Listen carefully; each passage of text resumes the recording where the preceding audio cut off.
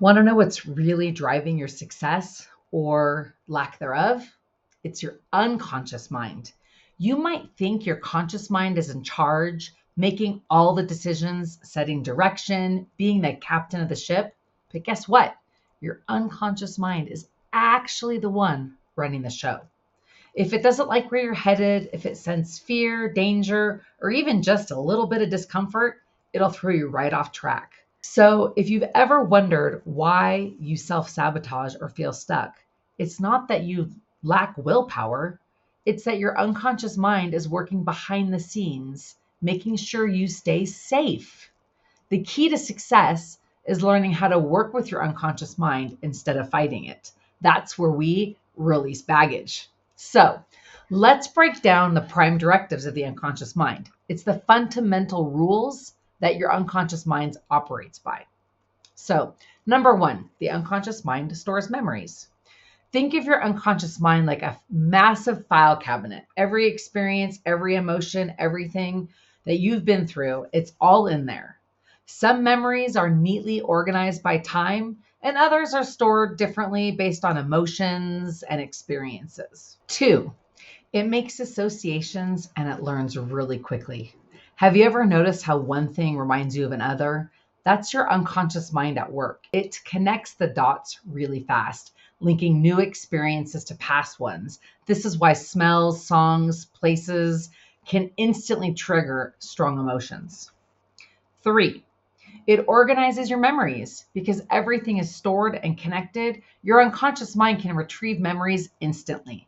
That's why a simple comment from someone can make you feel joy or anger. It's pulling from the past experiences to shape your reaction, and it processes really quickly. Four, it represses unresolved negative emotions. Your unconscious mind wants to keep you safe. If something painful happens and you don't fully process it, it gets stored away, kind of out of sight, but not necessarily out of mind. Five, it presents repressed emotions for resolution. Have you ever had the same issue pop up over and over again? That's your unconscious mind nudging you, saying, hey, we need to deal with this. It's not trying to torture you, it's actually trying to help you heal. Six, it may keep repressed emotions for protection. Sometimes the unconscious mind decides it's safer not to remember something at all. This is why trauma survivors may not recall certain events. It's a built in defense mechanism.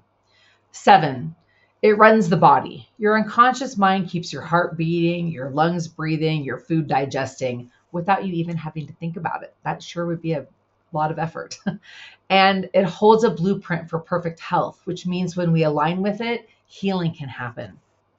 Eight, it preserves the body. Survival is the priority. If your unconscious mind thinks something is a threat, whether that threat is real, actual danger, or just feels unsafe, it'll do whatever it needs to keep you out of harm's way. Take flight anxiety, for example. I work with a lot of flight anxiety clients. Logically, they know flying is safer than driving. But in the unconscious mind, it has linked flying with danger. So then their unconscious mind creates anxiety to keep the person off the plane. It's just trying to help, even though it's not actually helpful because the anxiety is not safe either. Nine, it's the domain of the emotions. All emotions live in the unconscious mind. If you've seen the movie Inside Out, you get it. It's like a control center where all the different emotions are running the show.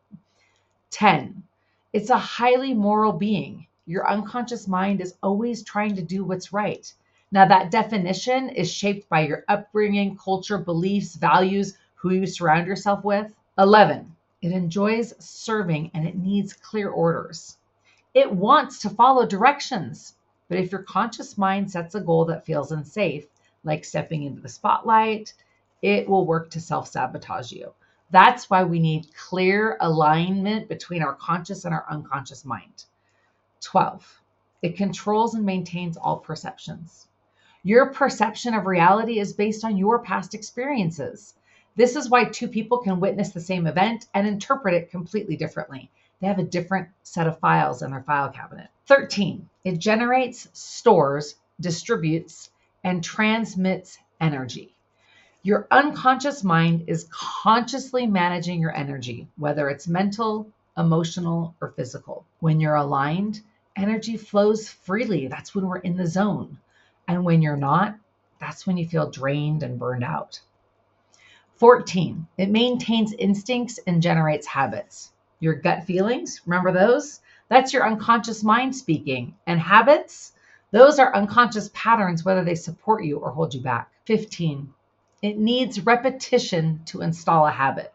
If you want a habit to stick, repetition is the key.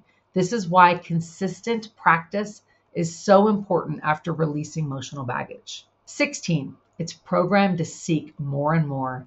Your unconscious mind is curious and is always looking for proof to reinforce your beliefs. If you believe I'm not good enough, it's going to find evidence to support that.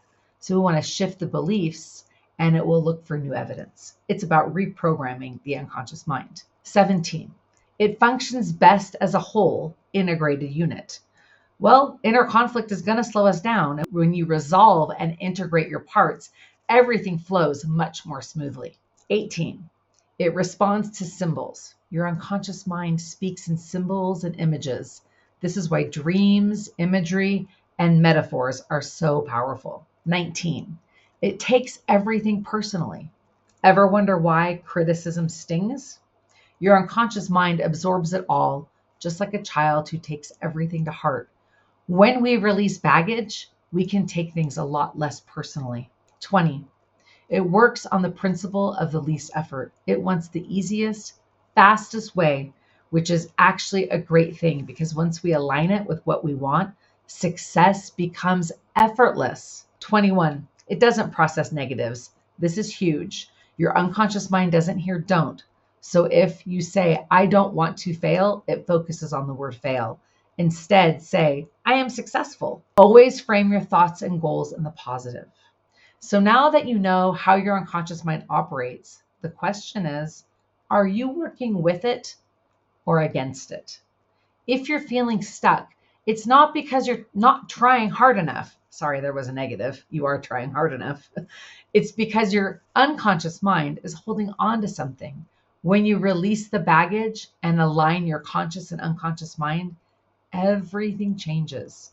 You stop self-sabotaging yourself. You move towards success effortlessly.